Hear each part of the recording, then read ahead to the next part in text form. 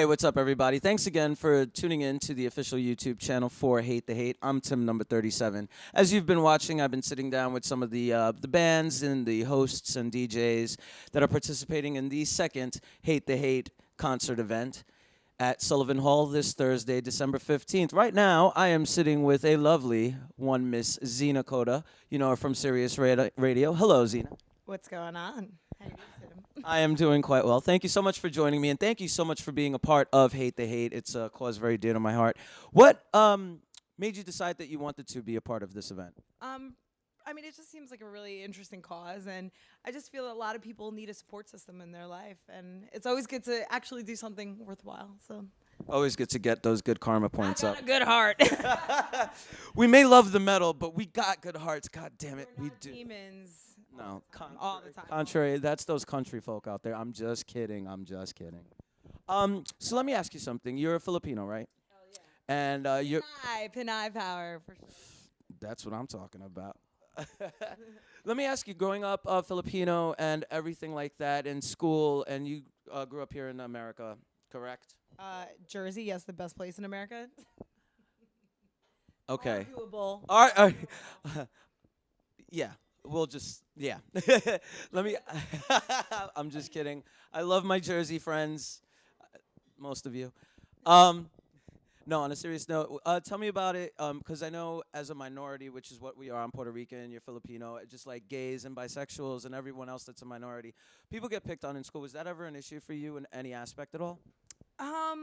I personally don't think it was a huge issue for myself, but I threw down when I was younger. Like, I've gotten in fights, and I got in fights with black chicks, with white chicks. I mean, like, it didn't matter in my world because everything was minority. There was no such thing as, I don't know, like, there was no white community where I grew up. I was the lightest person out there. So I think my perspective definitely really changed as I got a little bit older when I got into college and saw like a lot of these kind of things happening. And I was just kind of taken aback that like there was so much racial tension between people because you have a lot to learn. And it's really, really actually tragic when people don't kind of pull from just the experiences, the culture of other people. Like, it's so important to know that there's a lot of world more than the United States, and Absolutely. seeing, just understanding that and being somebody from like an ethnic background really, like, I don't know, opened my eyes. So I never really experienced it one-on-one, but I did get really angered when I see it. It really, That was my next question. How do you feel about this rash of bullying that's been going on the past couple of years, and with the suicides of kids like Jamie Rodemeyer, who's 14 years old, who took his life, which really prompted me to do the second Hate the Hate so closely after the first one, as well as there was this 11-year-old boy who killed himself because he was being picked on for his muscular dystrophy. What are your initial reactions to hearing these stories, and what do you think can be done to help prevent this from happening? I think it's a really twofold problem because you have the problem of media and then you have what actually happens in the house. So I think that it's tragic to see anybody take their lives, and it's tragic to see anybody bullied or pigeonholed into a place, but I also feel that media has created kind of this like, so what, it didn't happen to me kind of culture. And I feel that a lot of just main outlets kind of pussy out. I'm really calling out the problem and like allowing children and just people to have actual mechanisms to pull things like this from. I think just as a nation, like, we just don't care enough anymore about our individuals, and this culture of me is taken over. Who gives a shit about fame? Who cares about any of these things? At the end of the day, it's what contributions that you have for society. Absolutely. She says it best. You all should pitch in and contribute to your society, contribute to your surroundings, to your schools, to anyone that may need help. Like one thing in mosh pits all the time, if someone falls, they get picked up. You have to look out. We all have to look out for one another because no matter what, we all bleed the same blood.